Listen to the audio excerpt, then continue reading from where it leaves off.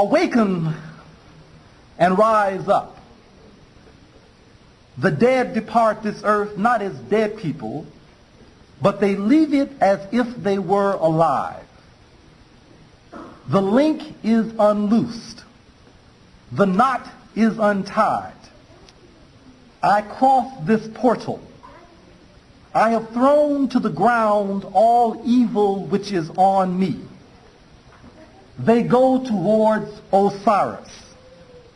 Their faces find a new life and strength. This is from the book of Coming Forth by Day. Isis and Horus are speaking. The awakening. One of the things that we have lost a feel for is the power of mythology, the power of the myth. Our ancient people in Africa, for thousands and thousands of years, contemplated the vastness of a universe that actually transcended description. They contemplated a reality. They contemplated a greatness and an awesome reality of God and nature that was beyond the ability to grasp and describe in words. The brilliance of those people pursued science as far as it could take them. And then they found that science ran out. They took theology and philosophy as far as it could take them. And they found out that logic, theology, and all of the other logics ran out. So they said, well, if we can't put it into reality, let's see if our descriptions can transcend reality. Because they found that time and logic occupied space and time. And what they were trying to describe transcended time and space. So they had to go beyond what was mere description. Though the description alluded to the vastness, though the science pointed to the infinite, they were unable to be totally descriptive of this transcendent reality that was known as the infinite. So what did they do? They decided to reach beyond the describable and come forth with mythology. Now, what is mythology? Now, we've been taught that mythology has to do with Paul Bunyan and Rumpelstiltskin and Sleeping Beauty and all these other kinds of little fairy tales. Well, they are fairy tales. The strong, powerful tales are the mythology, the mythological tales. Myth is talking about the reality that is too big to fit into time and space.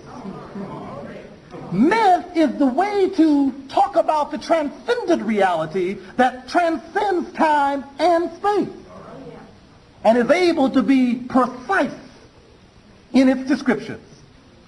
Now, if this is the case, then, one of the things that we should begin to try to look at in terms of trying to rediscover who we are and to awaken the other eye.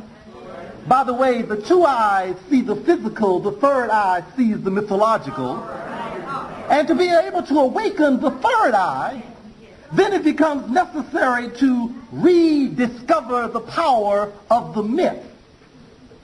Now, I don't have time to do all of this because it would take years and years and years, and I don't understand it anyway.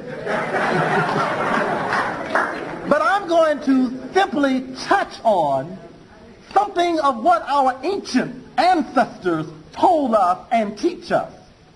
You know, it's very interesting because the ones who preceded us understood that their responsibility was not to today alone, that day alone. They understood that their responsibility was to eons yet not born. They understood that the message of truth which they pursued was not a message for that time and that place, but had to be a message for all time and all place. So therefore, what they laid down in the models and the symbols and the structures that they left were communications that transcend time and space, that were true of that time, true of the time that preceded that time, and true of time yet to be born that was beyond time. And if it was true then, true before then, true after then, and will always be true. So all we need to do if we want to understand truth is to go back and to pick up the codes that they left us and see if we can understand what's going on.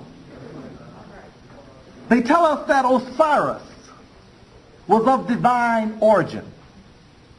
He came out of heaven and dwelt among men. They tell us that Osiris was one who taught civilization and cultivation, how to go about bringing life out of the earth. They tell us that Osiris was the teacher of worship of the god. The one who taught, you see, the worship of the god for our people was a recognition of the netters. Netters does not mean gods. Netters means the forces of nature. So Osiris taught science and religion because there was no distinction between science and religion. And therefore, since he understood both the mundane and the celestial, he was able to bring both worlds together. And so therefore, he was of heaven and of earth. He was man conceived in woman, born of God.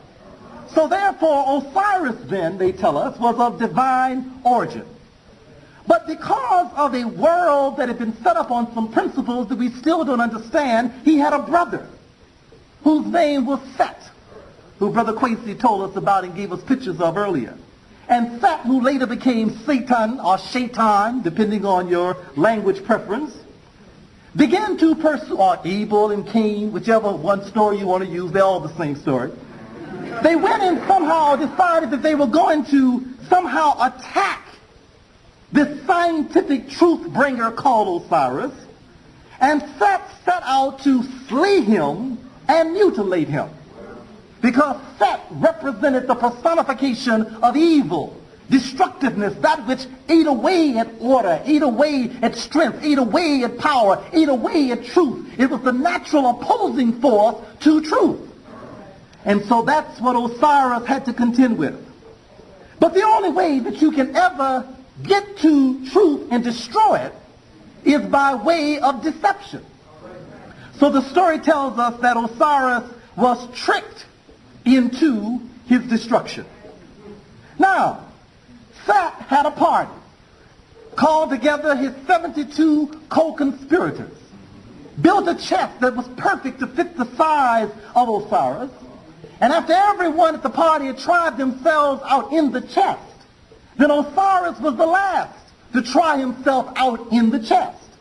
When he got in the chest being made for him was a perfect fit, and the co-conspirators closed the chest, sealed him in it, threw it into the river, and the river took the chest out to the sea. Now, the chest moving out to the sea, we are told, was eventually consumed by a mighty tree that encircled the chest and grew up around the chest. And the tree was such a beautiful tree that a king in a strange land took the tree to his castle and built his castle around the tree that contained the chest of Osiris. But then there was Isis, the spirit of truth, the one who comes with diligence, perseverance, determination. Isis representing the totally continuous resilience of human nature. Isis coming as a symbol of the rebirth of nature. Isis coming as one who is able to carry on the continuity of that which has been set into operation by the Creator himself. And Isis goes in search of Osiris. And we're told that she finds the body. The story goes on and on and on. We can't go into all of it. But we're told that she finds the body and she takes the chest. But evil always